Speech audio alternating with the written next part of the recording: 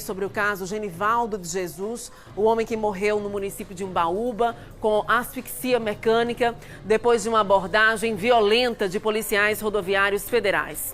Na tarde desta quinta-feira, o presidente da OAB Sergipe, o Daniel Costa, e outros representantes se reuniram com procuradores da República que estão acompanhando as investigações sobre a morte do Genivaldo, após a abordagem violenta dos policiais rodoviários federais na BR-101 em Umbaúba na semana passada. Sabemos que a Polícia Federal segue com as investigações e com a coleta de provas envolvendo as circunstâncias da morte do Genivaldo, e a OAB Sergipe continua cobrando a prisão preventiva dos envolvidos. O presidente da OAB Sergipe, Daniel Costa, estava acompanhado do conselheiro federal da Ordem, Fábio Fraga, do procurador-geral da OAB, Leonardo Oliveira, e da presidente da Comissão de Direitos Humanos, Lilian Jordelini. A comitiva foi recebida pela procuradora-chefe do MPF, Eunice Dantas. A conversa aconteceu a portas fechadas. A Ordem dos Advogados reforçou o pedido pela prisão cautelar dos policiais envolvidos na abordagem que levou Genivaldo de Jesus Santos, de 38 anos, à morte. Apesar da tentativa da OAB, o Ministério Público Federal não alterou seu posicionamento. Até então, a Polícia Federal já realizou as perícias necessárias. Nós estamos tomando vários depoimentos, desde terça-feira que esses depoimentos estão sendo tomados na cidade de Umbaúba. Eles demandam o dia inteiro, até ontem já tinham sido tomados mais de 14 depoimentos, hoje continuam sendo esses depoimentos. Então, no momento, a preocupação do Ministério Público é fazer a coleta de provas de forma rápida, célere e sem nenhuma, assim, que caiba algum argumento de nulidade posterior. Então, essa é a preocupação. A OAB também se preocupa com a possibilidade de que provas sejam perdidas. O MPF descarta a possibilidade. A doutora Eunice passou muita segurança em relação à forma com que as provas estão sendo coletadas. E, inclusive, a própria prisão cautelar em si ela está sendo analisada de forma muito cuidadosa, porque envolve uma exceção na nossa legislação.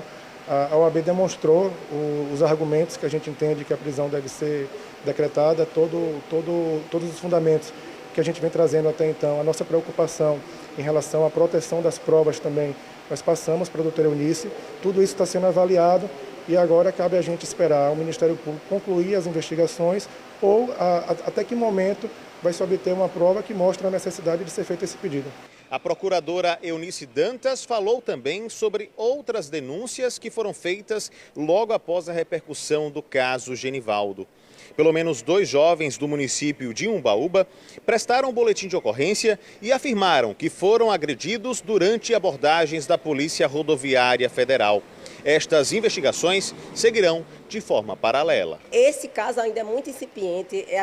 Tudo que o Ministério Público recebe, a gente tem que avaliar com cautela para que os fatos fiquem bem esclarecidos. Então, às vezes, a primeira impressão é uma coisa e quando você vai apurar, os fatos são diferentes. Então, a gente não pode emitir nenhum juízo de valor no início se a gente não teve acesso ainda. O que a gente teve acesso são dados que a gente escolheu pela imprensa. Genivaldo, que sofria de esquizofrenia, foi morto no último dia 25. Nas imagens, ele aparece no chão, imobilizado e sendo agredido pelos policiais. Ele é colocado no porta-malas da viatura onde foi jogada uma bomba de gás lacrimogênio.